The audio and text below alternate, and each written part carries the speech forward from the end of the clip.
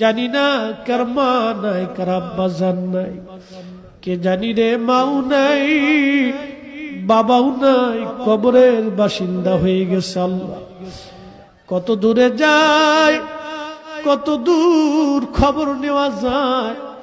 বাঁশ বাগানের নিচে, আম বাগানে, গোরস্থানে 3.5 হাত জমিনে মা ঘুমাইলো। কত বছর পার হয়, মাকে বলতে পারি না মা খাইছনি। কতদিন পার হয়, আব্বাকে বলতে পারি নাই বাবা খাইছনি। এই মাহফিল যারা সাজাইলো তাদের বাবার কুল, মায়ের কুল।